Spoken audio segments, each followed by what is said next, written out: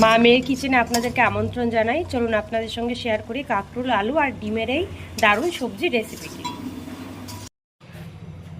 কাঁকরোল আর ডিমের একটা সবজি রান্না হবে, তাই এই যে এখানে কাঁকরোলগুলোকে ভালো করে কেটে নিয়েছি গোল গোল করে। কড়াইতে তেল দিয়ে নিয়েছি। এবার কাঁকরোল এবং আলুগুলো দিয়ে দিচ্ছি। কাঁকরোল আলুগুলোকে ভালো করে ভাজা ভাজা করে নিতে হবে।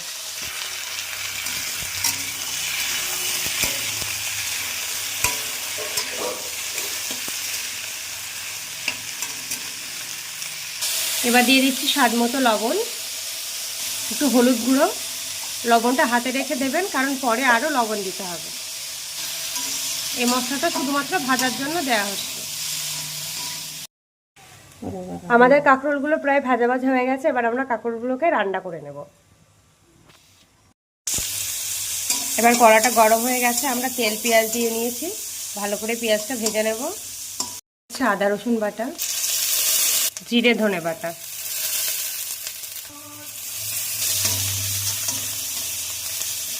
এবার দিয়ে দিচ্ছি পরিমাণ মতো লবণ, লঙ্কা গুঁড়ো। ভালো করে মশলাটাকে এবার আমরা কষিয়ে নেব। সবার শেষে চলে যাচ্ছে হলুদ গুঁড়ো। এবার চলে যাচ্ছে টমেটো কুচি। রান্নায় টমেটো ব্যবহার করলে রান্নার স্বাদটা খুব ভালো হয়। এবার আমরা মশলাটাকে একটু সরিয়ে নিয়েছি। এবার আমরা মাঝখানে ডিমটা দিয়ে দেব। এইভাবে কাঁকরোলের সঙ্গে ডিম দিয়ে এই সবজিটা খেতে কিন্তু দারুণ টেস্ট লাগে। এবার ডিম চলে যাচ্ছে।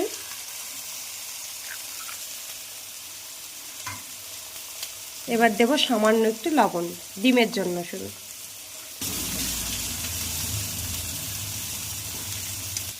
এবার মশলার সঙ্গে ডিমটা ভালো করে নেড়ে নিতে হবে। এবার আমরা কাঁকরোলগুলো দিয়ে দিচ্ছি, ভেজে রাখা কাঁকরোলগুলো।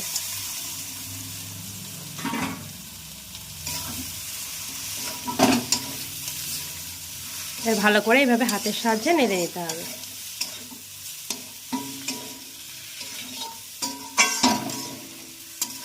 দেখুন কত সুন্দর লাগছে, মনে হচ্ছে এখনই তুলে খেয়ে নিই, কিন্তু না, এটাকে তো রান্না করতে হবে। এবার অল্প জল দিয়ে দিচ্ছি। জলটা একদম সামান্য দিতে হবে, খুব বেশি জল দেওয়া যাবে না। আগের থেকে ভেজে রাখা হয়েছে, সেই জন্য এখন জলটা কম দিচ্ছি। এবার ঢেকে দিয়েছি। 5 মিনিট পরে আমরা দেখব কেমন অবস্থা। সবজিটা প্রায় ফুটে উঠেছে, আরও সময় ধরে আমরা ফুটিয়ে নেব। আমরা ভাজা জিরে গুঁড়ো অ্যাড করছি। এটা এখনই আমরা বানিয়েছি, জিরে ভেজে সেটাকে গুঁড়ো করে নিয়েছি। ভালো করে নেড়ে চেড়ে নিতে হবে, মশলাটা যাতে সব জায়গায় ভালোভাবে যায়। এই যে আমাদের সবজিটি রেডি হয়ে গেছে, এবার আমরা নামিয়ে নিচ্ছি। আপনারাও এইভাবে বাড়িতে একবার ট্রাই করবেন, আর ভালো লাগলে লাইক কমেন্ট শেয়ার করবেন, সাবস্ক্রাইব করতে ভুলবেন না।